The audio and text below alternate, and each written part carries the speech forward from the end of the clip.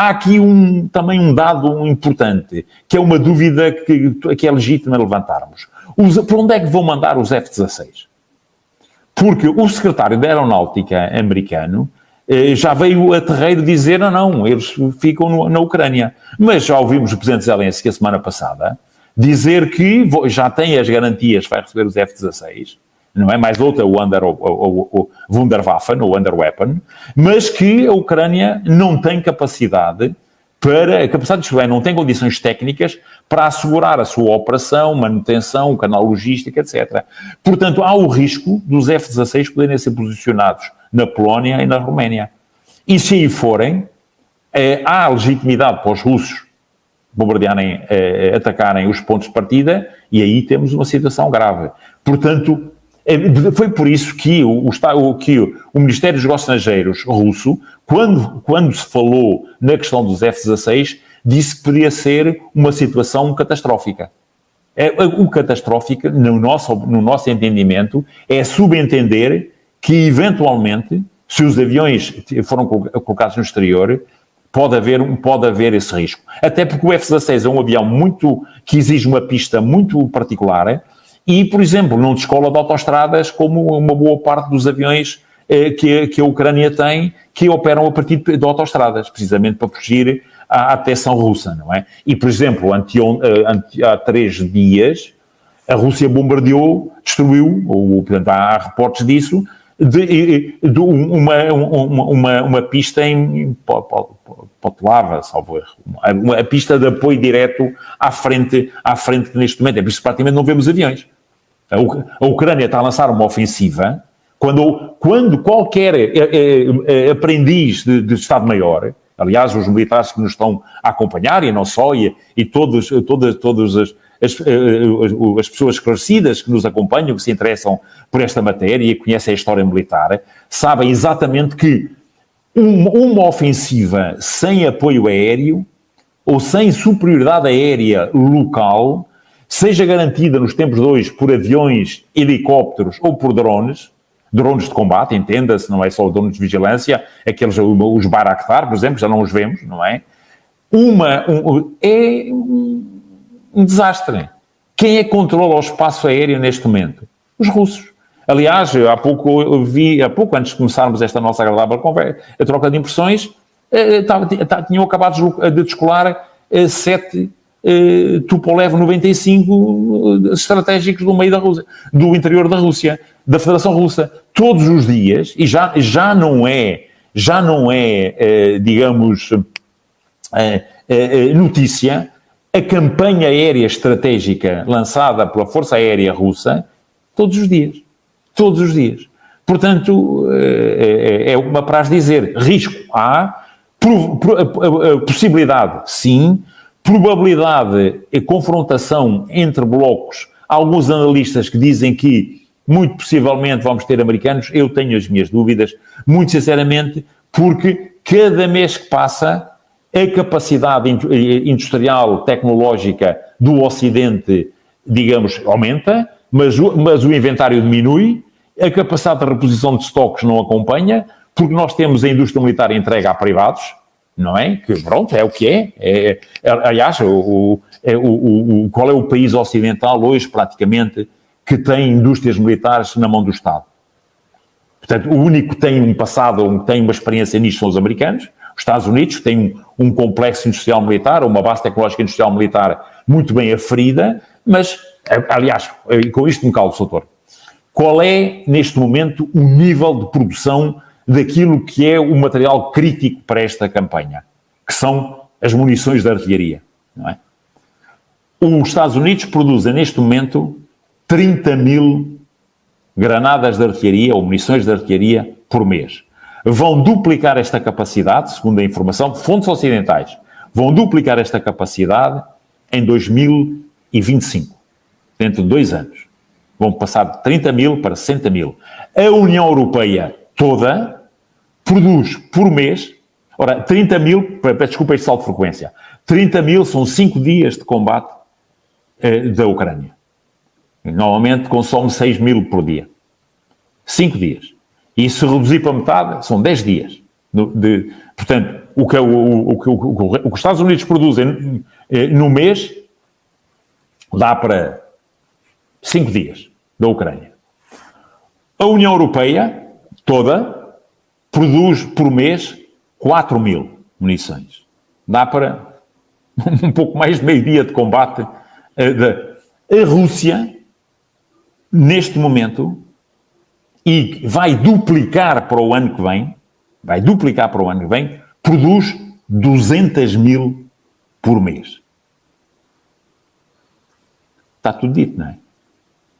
Como é que o Ocidente deixou chegar, os Estados Unidos deixaram chegar essa discrepância? Porque o produto interno bruto dos Estados Unidos é significativamente maior do que o produto interno bruto da Rússia.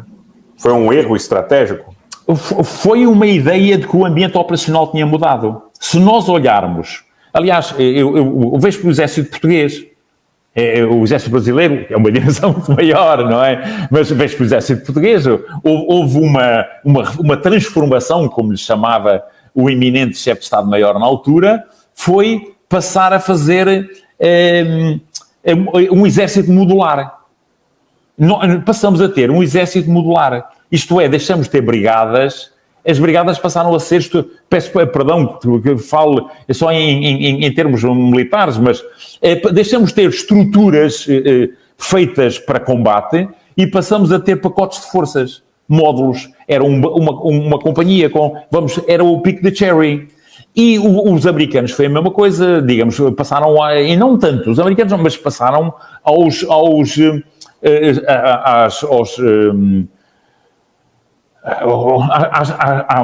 aos Brigade Tactical Group, não é? Portanto, passaram para o nível brigada, digamos, nós passamos para um contexto fundamentalmente da estruturação das Forças Armadas, não para conflitos de alta intensidade. Os próprios americanos reconheceram isso. Tivemos 20 anos numa guerra global contra o terrorismo. Depois da queda do Muro de Berlim, digamos, tivemos a última grande operação convencional, efetivamente, foi a do Golfo, da Guerra do Golfo, 91, se a memória não me atraiçoa. Portanto, na Guerra do Golfo, mas estamos a falar no mundo todo, praticamente, o Ocidente alargado, etc., uma grande operação terrestre, mas contra um exército que, numa circunstância de supremacia aérea, contra um exército, não é Tier 1, o exército iraquiano era efetivamente um exército poderoso, mas esteve bombardeado não sei quantos dias, teve sob uma ação de bombardeamento. Aliás, há filmes até que nos mostram a situação de a capacidade de comando e controle foi completamente destruída, a discrepância entre as forças ocidentais e o exército de Saddam Hussein era brutal, ao ponto que a Segunda Guerra do Golfo foi um passeio, não é? Foi um passeio, em 2003 foi um passeio. Agora, em boa verdade, o que depois tivemos a guerra global contra o terrorismo, fundamentalmente a ter as Forças Armadas a fazer ações de polícia, ou a NATO, o que é que esteve a fazer estes anos todos? Ações de estabilização, operações de estabilização, operações de imposição de paz na Jugoslávia, mas a própria Jugoslávia foi uma campanha aérea e depois uma entrada sem resistência das forças terrestres. O que é que qual é o choque agora? É que agora estamos estamos a confrontar o Ocidente alargado e está a confrontar a maior potência nuclear do mundo. E o Ocidente alargado, os próprios russos, permitam-me este salto de frequência, também alteraram a sua doutrina. Também vieram com os Battalion Tactical Groups, os BTGs. O que é que fizeram? Prepararam também o seu exército para pequenas forças, para ações de contra-subversão, ações híbridas, ações de estabilização, missões de paz. Aliás, como sabemos que tem na Arménia, não é? Há uma missão, há uma fundamentalmente equipada, não tem artilharias, como foi na ex-Jugoslávia, etc.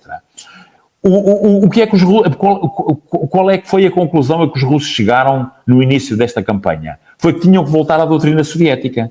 O que nós estamos a ver agora é novamente brigadas, divisões, exércitos. Já não vemos Battalion Task Groups. Já não vemos. Portanto, os russos têm aprendido com os erros e alteraram novamente a sua estrutura e prepararam-na para operações de alta intensidade. Os americanos também já perceberam isso. Os Estados Unidos, e faz-me agora a análise que foi feita na sequência da guerra do Afeganistão, os americanos saem do Afeganistão porque percebem, por um lado, que só têm capacidade, neste momento, para enfrentar um adversário estratégico. A China. Um adversário estratégico. Por outro lado, percebem que têm que voltar às operações de combate de alta intensidade. Aliás, há um indicador disto para os militares da minha geração, não é? Que andaram a treinar na Guerra Fria o combate em áreas edificadas, a forma como combatíamos na altura. Como treinávamos na altura, combatíamos, não, felizmente não chegamos a esse extremo, não é? Mas como treinávamos na altura, e treinávamos, aliás, seguíamos a escola alemã, aqui em Portugal, pelo menos na força em que eu estava, seguíamos a escola, treinávamos fundamentalmente em ordem dispersa, em parelhas, afastados uns dos outros, procurando não criar, e na ação tática, não é? Não criar ações remuneradoras. O que é que nós vemos sistematicamente? Naqueles cidadãos que estão a ensinar os ucranianos a combater. Vemos uns atrás dos outros como se fossem polícias. O doutor já reparou nisso, certamente. Uns atrás dos outros, como se fossem uma ação de SWAT. A polícia brasileira, a Polícia Militar Brasileira, o grupo do GIOE, o Grupo de Intervenção de Operações Especiais da Guarda Republicana, o Grupo de Operações Especiais da PSP, trabalham assim, em Portugal, trabalham assim. Um grupo de operações especiais brasileiro, americano, britânico, quando faz uma ação direta, que é uma ação sobre atua assim. Agora, um exército não atua assim.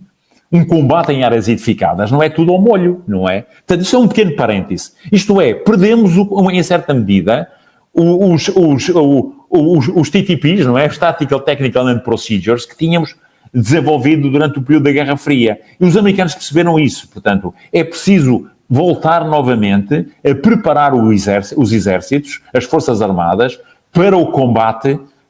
Eu vejo em Portugal, a Marinha está muito dispersa nas ações, por exemplo, de polícia marítima, de policiamento marítimo, de guarda costeira, e temos andado pouco orientados para as questões de combate de alta intensidade. Isto para concluir, não estamos preparados para uma guerra. Não temos efetivos. Doutor, basta ir ao Military Balance e ver quantos efetivos tem o exército português. Não, os próprios Estados Unidos não conseguiram cumprir os níveis de recrutamento. Ora bem, e hoje os exércitos conscriptos não funcionam. Exércitos de conscrição não funcionam. Têm que ser voluntários. O combate hoje... Portanto, com isto me calo. Se os Estados Unidos sabem, se entrarem em guerra com a Rússia, arriscam-se a perder.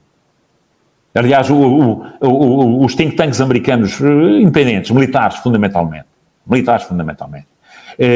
alertam que um conflito, é o que estamos a ver aqui, um conflito entre a NATO e a Rússia é um conflito que tem que aceitar um elevado volume de baixas. Um elevadíssimo volume de baixas. Estamos prontos para isso?